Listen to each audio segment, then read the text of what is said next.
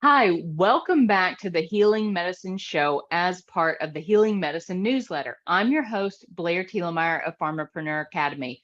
Just a reminder, if you guys are joining us live here for the first time, this is the show that provides a platform for health and healing professionals to grow in their understanding and practice of what it means to be a healer. So we aim to provide healthcare professionals with this resource as well as inspiration through the form of interviews and professional development practices to those professionals who are interested in holistic health.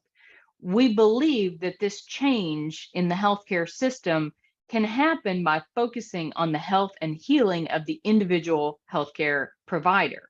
So if you have a colleague who would enjoy this show, please send them the link to subscribe to the Healing Medicine newsletter so they can get notified the next time we go live.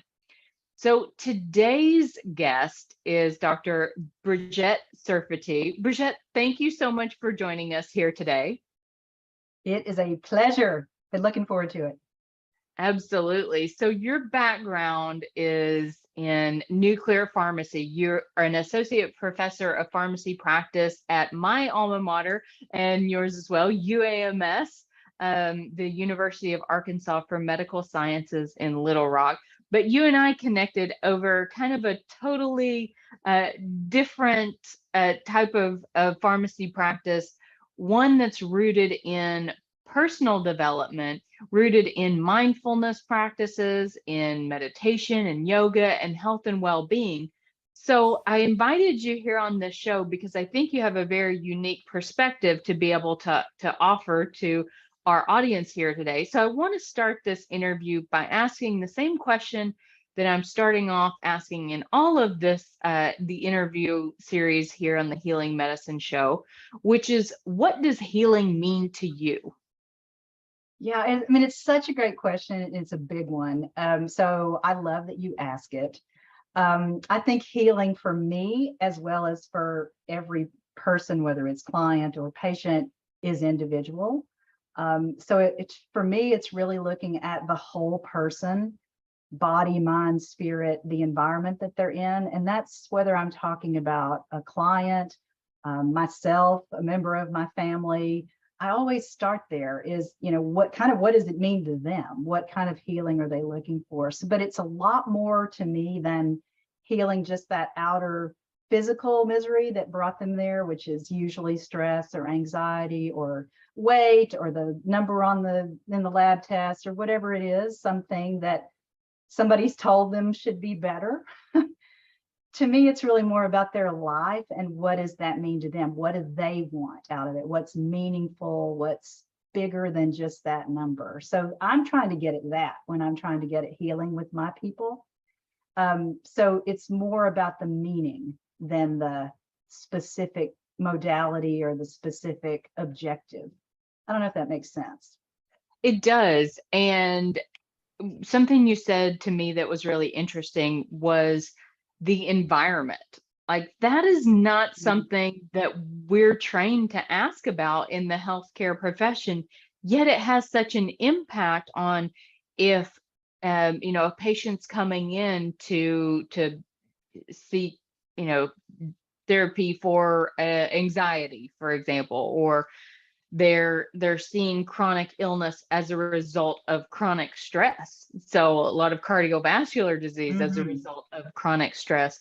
The ability to take our focus off of the mechanical approach of this physical symptom is manifesting, and it's manifesting in a way that's showing the blood pressure is elevated. We can treat it with this medicine, but in order to really look at and heal the problem, maybe that there needs to be a conversation around boundaries, around time prioritization. So how would you even approach that with a client? Yeah, I mean, so my training, in addition to nuclear pharmacy, which was a long time ago, my more recent training is in integrative health coaching. And one of those things we look at is surroundings. And so that's the physical environment that you're in. It's what you put in your body. It's who you surround yourself with. It's literally what's on your desk. What does the decor look like? It's all of those conversations about, is your space healing or is your space toxic? And so it's simply a conversation that I have about surroundings. How do you feel in them? And that just leads to a lot of conversation for my people that are all those overworked, overscheduled, anxious, chronic overachiever people.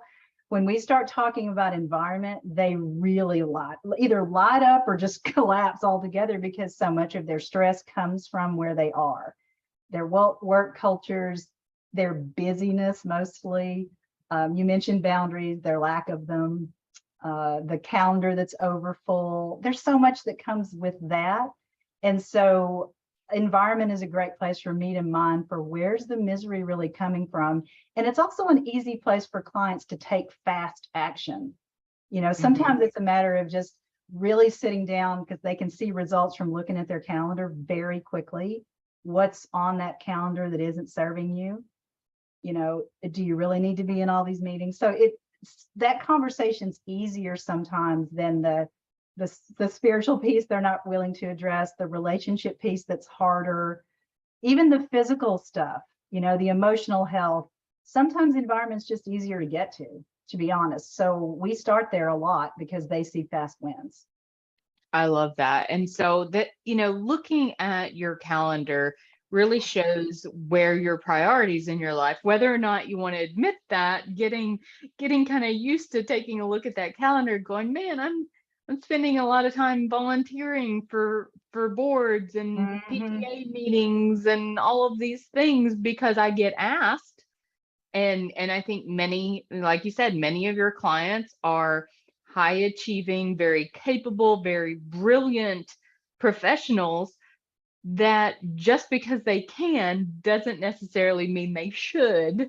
And so that starts a conversation really thinking about, because we're overworked, because we're feeling burnt out, because we're feeling like we're trapped. That's the word that many pharmacists will use, and healthcare professionals as well. They're feeling trapped. They spent all this money on getting a professional degree, and it's what they thought that they wanted, and then they get into it and just realize that it wasn't at all what they were expecting.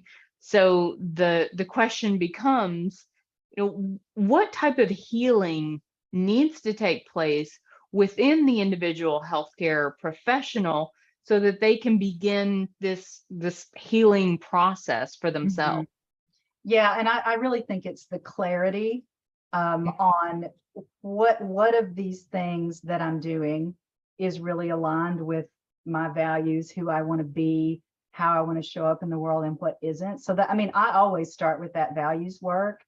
Like, who are you? Because people lose touch with that, with just all the volume. They just get busy and they kind of forget even what the priorities were, just because they're executing the list. They're driven high performers, and they just get so far from themselves sometimes. And me too. I mean, that's what put me on this whole I got to do something differently journey, was my own overwhelm and like, what in the hell is going on here? I got to do something about this. And so the healing really comes when you start to get clear and move the things out that aren't part of who you are, the work that you want to do in the world that you're really good at, the people you want to spend time with. Just, it's all that just basic stuff that you want to spend your time on that we put aside. I love that. And I think this is kind of been a recurring theme on this show, this piece of self-discovery. Because I like to say that business is a self-expression. It's an act of self-expression. It's really, really hard to express yourself when you don't know who you are and what you stand for and what your values are. So I completely agree that's a wonderful place to start. Within the healing, the healthcare system, where I'm curious as to your own personal journey, what began to spark that for you whenever you reached that point that it was like, I need to do something has got to give. I don't know what's going on, but I know that this is no longer serving me and my best interest. What was the beginning of maybe even the just first few steps that you began to take on that healing journey? I won't go too far back. I'm just going to say pharmacy school was hell. It was like hell week for me. And so I really started seeing the stress even back then. And I was what, 20. So I found yoga then. So I started practicing yoga in 1990. That was my initial foray into I got to do something different to manage my stress because all the other things weren't working. I was carrying a bottle of Maalox in my backpack. Like, okay, this is stupid. So I had to do something differently. And that's where I started. And it's led me really to meditation and mindfulness. And some people think about that as a checking out, like I need to relax and I need to de-stress, and it does that. But for me, it's mindfulness is what helped me check in. So I had this really long corporate career where it's long, it's convoluted, it's hard to explain, but most of it was high stress, high travel, a lot of merger and integration, and putting together teams that ultimately were not particularly happy about being put together. So there was a lot of just managing through that change and trying to figure out ways to keep them happy and also not ignore myself. What I did forever was ignore myself. And so I was about to hit the burnout wall just from a health perspective. My blood pressure was up. I wasn't sleeping at all. I had gotten divorced, which is a whole nother podcast that you don't need to hear about. But, just all the things that I was ignoring. And I really started to see some of that anxiety manifesting in my daughter, who was young at that time. And that's what made me take a hard look to say, I got to do something different. So that's when I started out really on this integrative health journey. Was what else can I do? Yoga and mindfulness are awesome. And I'm not doing enough of it. And what else do I need to do every day? So it was more about just what are those habits that I needed to do on a Tuesday, at 2:00, not just when I went on a vacation or a retreat or whatever. How could I incorporate that? And that's really where the health coaching journey helped me, was to get clear on what I needed to do so that I could help other people do that too. It's those easy strategies that actually move the needle for me.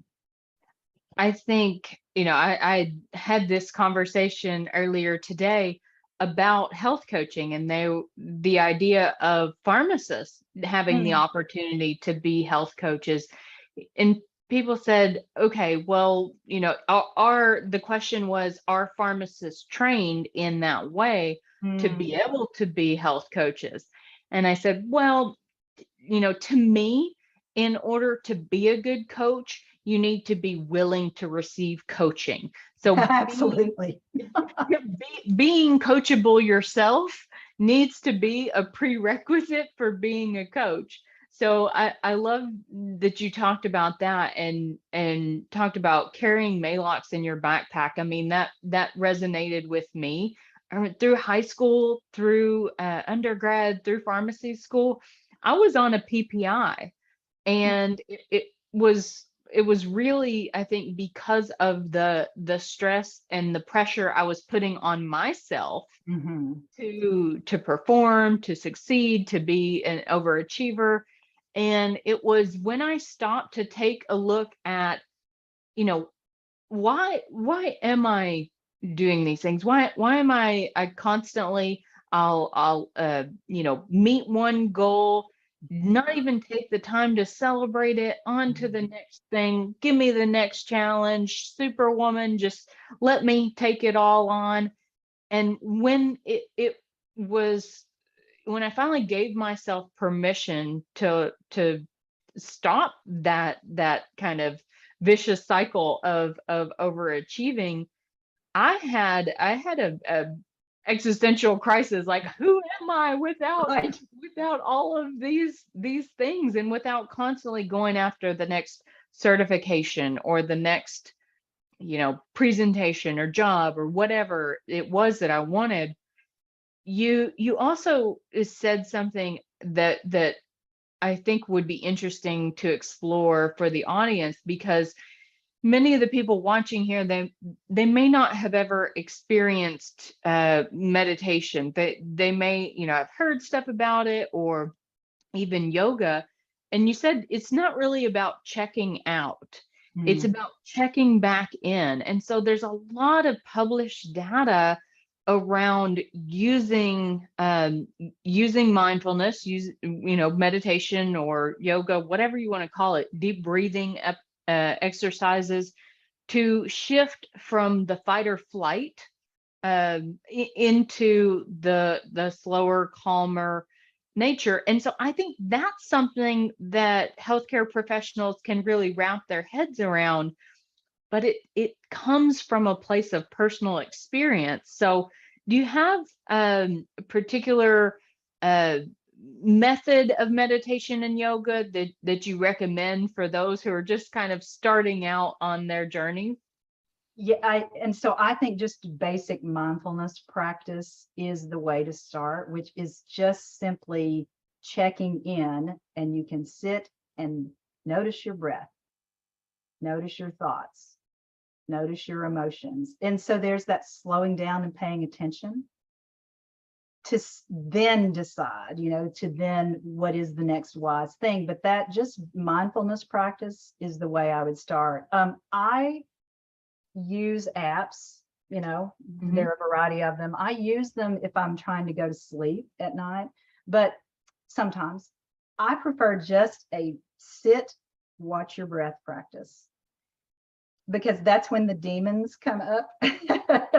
And that's really what we're trying to get a handle on, is how are we actually feeling. So a lot of the, if it's app driven, it can feel like one more thing on a to-do list or entertainment. Right.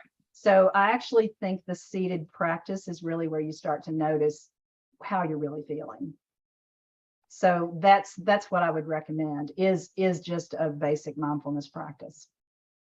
I love that. And from my perspective, so whenever I started, I was studying a master's in consciousness and human potential with Maharishi International University, and a prerequisite to start that master's program was a course called Transcendental Meditation, Mm. where we learn this transcendental meditation technique, and you're given a mantra. So you're given a word to repeat Mhm. over and over and over in your mind. And I'm going in there thinking, there is no way that I'm going to, that I'm going to be able to do this. I'm going to get so bored and blah, blah, blah.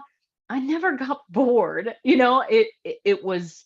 It was interesting to see how many thoughts, and to be able to practice noticing the thoughts Mhm. without acting on them, and to notice the number of thoughts that were coming in. Here, Mhm. I'm holding my mantra, I'm holding my breath, I'm thinking about why my stomach is rumbling, I'm thinking about that I need to respond to this email. And it's like, who am I in the space between those thoughts? Yeah. And that was when I started the real self exploration piece of it. That's like, who is the self underneath all the thoughts? Mhm. What is the, that essence, I guess, of the self that I've never given a chance to just sit and breathe? Yep. And really pay attention to that question, what is called for? What is called for now? And usually it's not the thing that I was going to do next. Right. It's usually what is called for now is I need to sit and breathe some more to really figure out what's going on here and do nothing with it. It's the act of doing nothing with it that I think is so important, that you said, just watch it and let it go. Um, and so, yes, to go back to what you said, it does take us out of fight or flight and into parasympathetic, but that's not about relaxation. It's about response. And so Mm-hmm. that's what I think a lot of us get wrong. And I know that's what I got wrong initially. I thought it was all about relaxation, not about the really wise response. So bringing the wisdom back online, this part of your brain, the wise part, can respond, not the reptilian part. Yes. So yeah, when Yes. I'm in fight or flight, I got nothing else. It's helpful. So, it's approaching from like being able to build. We talked about intuition on one of our past episodes of the show. We talked about being able to tap into that. And I think throughout my life, I've received glimpses of intuition, but it had never been something that like, oh, this is a skill that I can use every single day in my business. Because I meet so many people every single day on a weekly basis that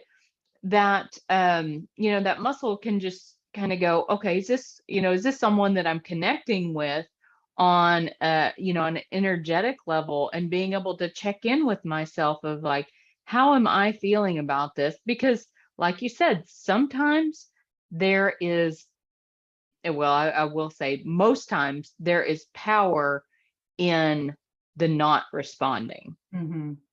So feeling like you have to respond to every single thing that is said to you, every single opportunity that's presented, throughout the day. It's like realizing, you know what, that was kind of a cutting remark. I don't need to respond to that. Or someone, said something that I don't agree with. Instead of arguing, I don't have to respond to that. And it's made me such a happier person Oh my to gosh. realize that. Yeah, no kidding. And easier to live with too. That's Mhm. because you're not reacting. You really are choosing a response. And that's Mhm. very, very different. The other thing that I really like to use mindfulness for is just to clear away the clutter. Because whether it's intuition that you're listening to, or just deep longing, Mhm. you have to be present to know what that is.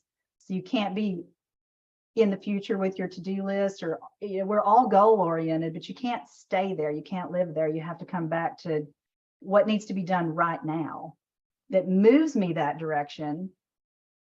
But it's not about that direction. It's about what needs to be done right now. It's that wise response again.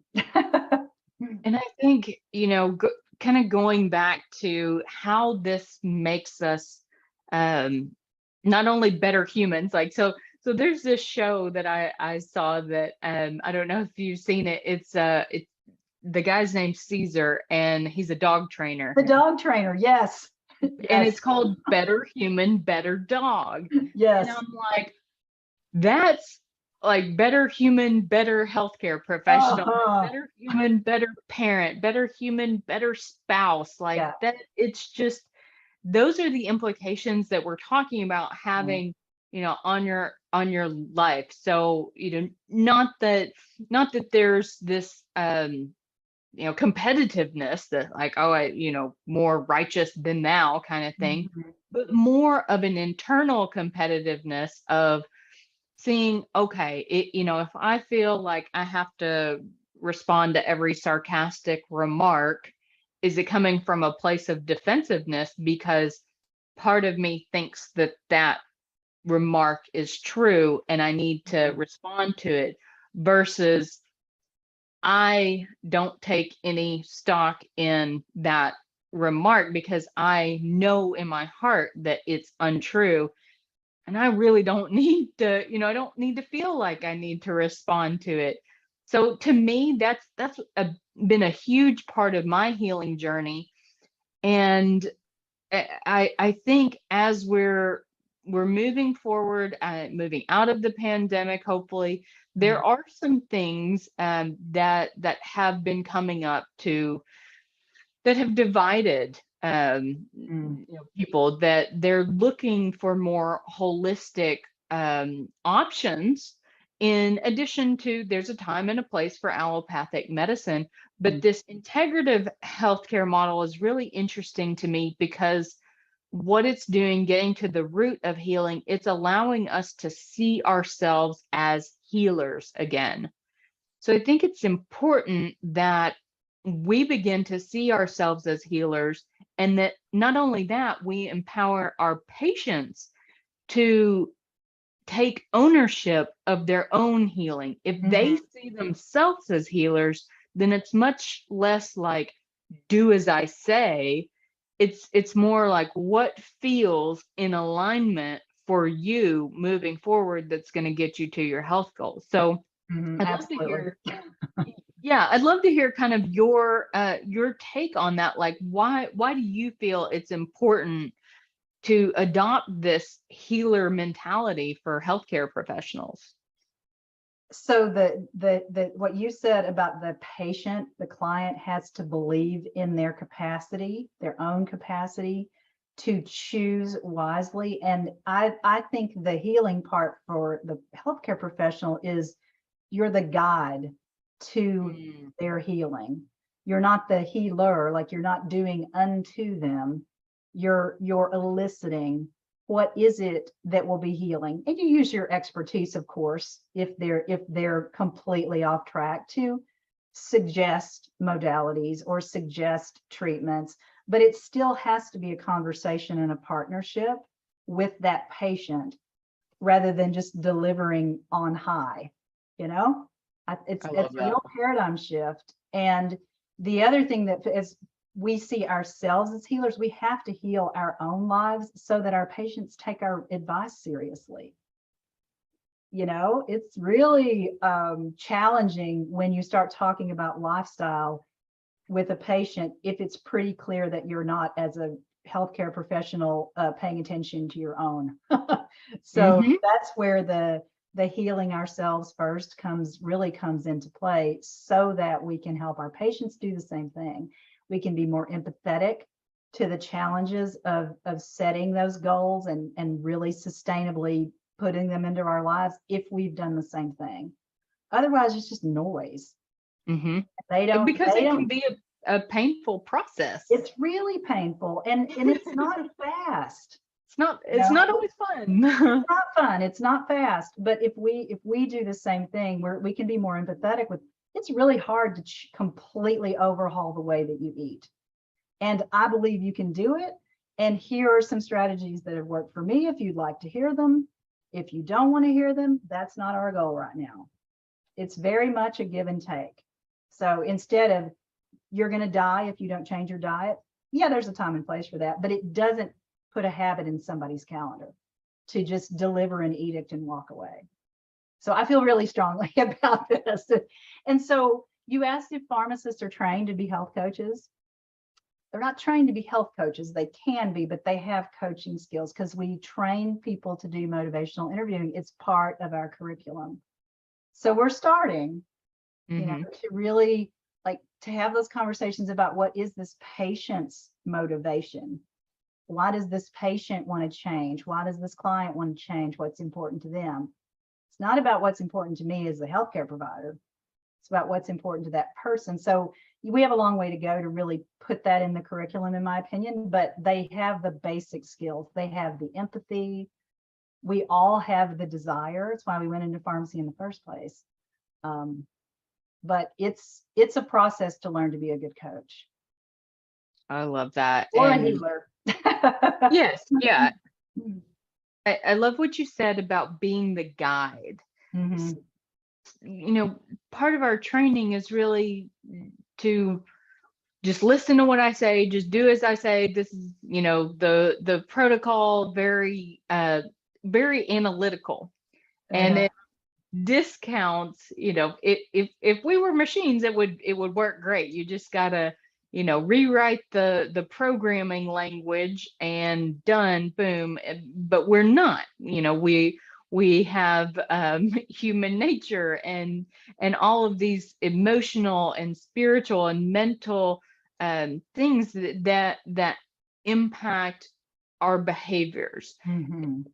For us to begin to address behavior and lifestyle modification in pharmacy, it's, to me, that's the future. That's where the profession is going overall. I'm hoping to see that across the board in healthcare, and I really hope that this healing medicine newsletter begins to pull some of these pieces together for healthcare professionals to really begin to see, this is how I could implement this first into my own life, because many times healing takes place by removing the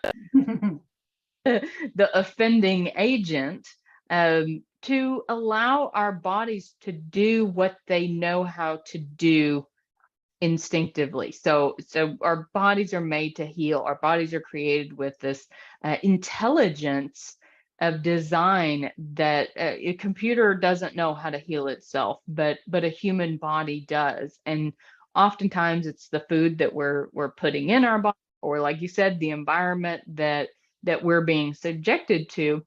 If you can begin to notice what those stressors are and what those environmental triggers are, that you can begin, not necessarily burning everything down and completely removing them in one fell swoop, but begin to just take notice and take into account, when this person said this thing, it triggered this for me, and begin thinking in terms of self-awareness. For me, that's where the mindfulness piece comes in, to just say, let me take a breath before I respond to that, or let me take a breath and then choose not to respond to that. So for me, it's always created that like half a second space between the whatever someone says and my response. And I know you talk a lot about creating space in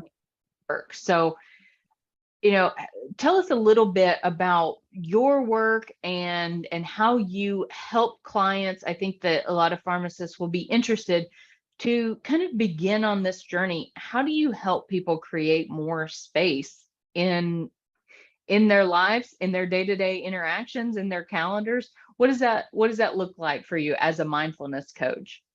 Yeah. And so I don't use the word mindfulness unless the client uses the word mindfulness, to be quite honest. I often talk about peak performance and well-being, because people are coming with stress and they know they want better performance and they want more well-being. Sometimes they say resilience. And then I sneakily will put mindfulness in there. So it's a strategy that's in one of the tools in the toolkit. But we really just look at overall their mental, emotional, spiritual, physical health, their surroundings, and relationships. So whatever the misery that's brought them there is what we address first. And I use mindfulness as a tool to really get them to slow down enough to know what it is. Because usually it's just, oh my God, I'm so stressed. So, we spend some time just dialing that down enough to pay attention. So when I talk about attention, can we have a little more conversation about that? Can we pay a little attention to that? That's when we start to get the depth of what they're really looking for. So I use mind mapping, I use mindfulness, I use a number of assessments to really figure out what it is that the client will respond to. So it's very customized, to be honest. I use a process that I call align. I don't necessarily tell the client that, but really trying to get clear on what is it that you want and are you doing that? Can we clear out all the things that aren't in alignment with the thing you just told me that you wanted? So that's where the mindfulness comes in, really. I love that. And I think, it is, I think it'll resonate a lot with the people who are watching. So let us know if this is resonating. We want to facilitate these conversations because this is not something that's always discussed, especially in corporate healthcare. This idea of meeting the metrics and being productive, and it can really wear you down. And so if you're struggling in silence, part of what we want to do with this healing medicine show is facilitate these discussions and encourage you that you're not the only person at all that feels this way, that there is a community who are beginning to embrace more holistic healing modalities in addition to medication use and psychotherapy and some of our more traditional modern medicines in the healthcare system. So, Brigette, I want to thank you so much for joining us here today. This has been a fantastic conversation. Is there a good place that we can find you, that we can put in the show notes for people that might be interested in learning more about your programs? Sure. And so my website is aligned-engagement.com. You can find me on Facebook at Minding Your Minutes or Brigette Serfaty, or on LinkedIn as Brigette Serfaty. So I'd love to connect. Absolutely. Well, thank you so much for being here. And thank you for watching our Healing Medicine show as part of the Healing Medicine newsletter. Again, if you found this helpful, we provide resources, tools for professional and personal development for health and healing professionals. If you want to share this with a colleague, we would be so honored for you to send them our show so that they too can begin their healing journey. Thanks so much for joining us, and we'll see you next time on the Healing Medicine Show.